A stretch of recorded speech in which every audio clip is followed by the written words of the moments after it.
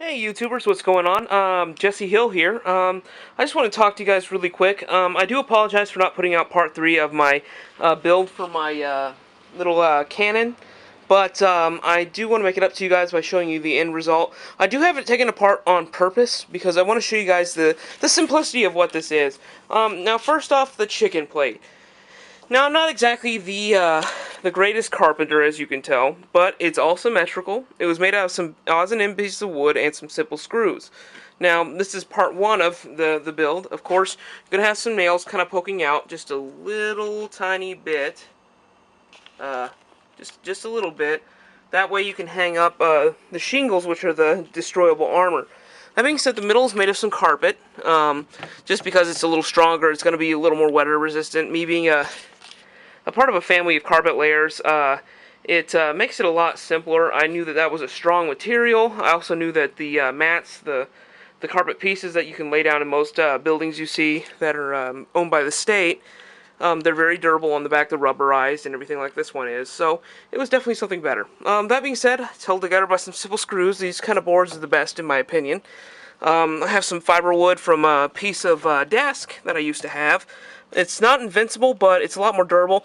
Now, a lot of people are going to ask me, why did you use wood for the bottom? Well, as you know, I'm a pretty wide guy, but I'm still pretty short. I'm only about 5'8", 5'7" on a good day. So, I picked this because, you know, it's light, but it's still durable. It can stop pellets, and a lot of people said, well, that's not fair. Well, surprisingly enough, it's small, so you won't be able to completely hide behind it. The only thing it is a deterrent for pellets. But if you got someone who's aiming pretty well, they can pick you off. And you don't want it to be too OP, but you do want something to hide behind. It adds to the aesthetic of the match and everything like that. So you do want something that will simulate a chicken plate of sorts. But if you're one person behind it, it'll be more than enough for you to hide behind. But I did want to add a little bit of information about that because my shoulders are about 8 inches wider than this, so that can give you a pretty brief description. I'm a very wide guy. That being said, the next part is the trolley, hand truck, and or dolly, wherever you come from. People tend to call it different things. That's just the piece of wood to set up against the backside so it doesn't swing around. But this is piece number 2. This is a simple dolly. We put this piece of stick here to hold back a lot of the stuff.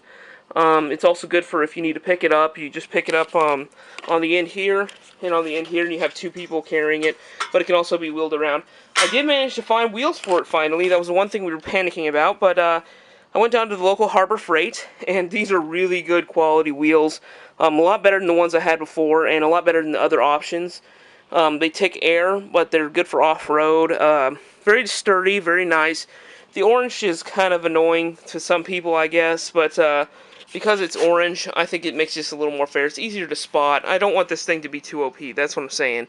It's an artillery piece. It's not meant to be, you know, the end-all. But as you can see, it makes it super OP now, because if I'm on concrete like so, on the ground over here, it can swivel around like a tank, and don't have to worry about that. But it makes it a lot more mobile, which is a really cool aspect. But, again, I didn't want anybody to think that I was wasting a perfectly good hand truck, because a lot of people are like, well, you could use that to build with and everything, and you're right, that's why I made this friendly to remove.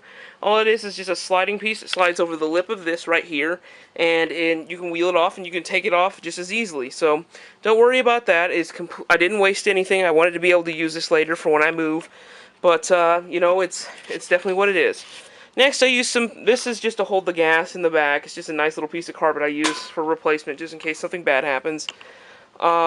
This is the demolition, the destroyable armor, so to speak. So you can see it's just standard roofing shingles, and the armor's a little thicker at the bottom right here, and at the top it's a little thinner.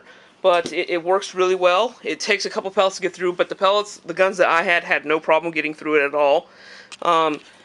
Which adds to the fact that it'll hit right about mid-chest to upper body, so you'll get shot definitely if you're behind it and the armor starts getting leveled. So that's a good thing. It's not OP, it's not overpowered, it's completely legal. You can use it completely. It starts demolishing at around 312 FPS, so anything above that, and you 350ers like I am, know that it'll start going through this no problem. Start punching through it in just a matter of a couple pellets. So it's not going to be super OP. So no problem there. Also, a rubber mallet. I'll explain why I have this a little bit, but I'm going to the final piece right now. Okay. Don't mind the car. My baby. But just going to have a sit down real quick on the concrete. This took a little while to do. As I explained, I'm not exactly experienced with a lot of stuff like this, especially PVC. PVC was very difficult to work with and cut right, but I covered it in a nice Krylon hammered iron look, as you can tell.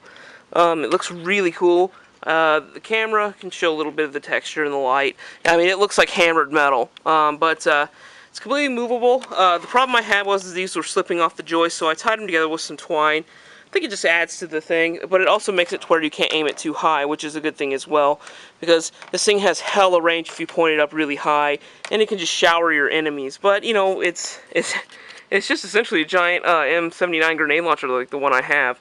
Again, these little slats right here will slide right onto just about any dolly you have, which again, it's completely removable, so you and another guy could work this completely adjacent to the chicken plate. So you can operate the chicken plate and the artillery gun here completely separately, or more separate. But sorry about the grammar. But anyways, it's just held in by two aluminum nails that I pounded the tips out so it wouldn't hurt anybody. But you can take this off the stand completely and everything like that. I did have a little bit of trouble cutting it straight because I was using a little Dremel vibration cutter, and it cuts a little bit off, so I had to use some pieces of shingle, as you can tell, to even out the playing field, so to speak. So, but overall, it's very, very wonderful gun. It works very well. The swivel is very loose because I used some of my Airsoft silicone oil to make it to where it could move a lot easier, so that's a good thing.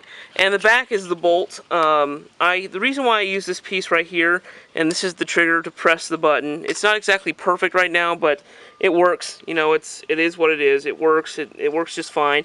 But you take that mallet or your palm and knock it off. Make sure you have your hand firmly on this so it doesn't twist the barrel, because that can happen. But you knock that off, put the shell in, you put it on there, and it'll hold the shell nice and tight so it doesn't fly out and hurt somebody or hurt you or anybody else. So that's a good thing. But simply hammer that off, put it in there, press the button, gun fires it, not a problem, and you know, it's over.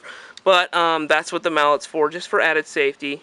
Again, I'm all about safety when it comes to playing this sport. But yeah, it's definitely legal. It's not a potato gun. You just use the same thumper shells that I've shown in all my episodes. It works really good. It has awesome range because of the length of the barrel, and the gas gets trapped up in this bubble. It actually recirculates it, so it keeps pushing the pellets instead of it coming up short like a lot of people said it would. It just actually just shoots right out the barrel. It looks beautiful. It's definitely a cool piece, and it would definitely make it for a good destroy the objective game, or you know, something like that. But I definitely look forward to using this in November whenever my church and all the children get together and start playing this. It is totally cool. By far one of the coolest builds I've ever done.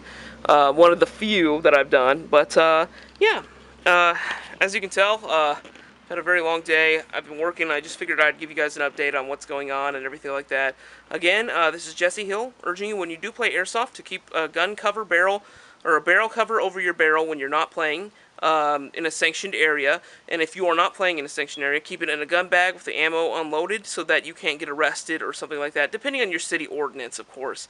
But keep it in a bag just for safety. Even though it's a simulated firearm for an action sport, you should still treat it as a firearm and still be responsible. Remember to keep your fingers off the trigger when you're not playing, and when you are playing, try to practice some trigger safety, because you never know when you could be in a firefight and your buddy turns around the corner and you could pop him on accident. Again, this is Jesse Hill in the Jesse Hill Airsoft Corner. Just wishing you guys a happy airsofting experience and a safe time playing. And I hope you guys enjoyed. Bye.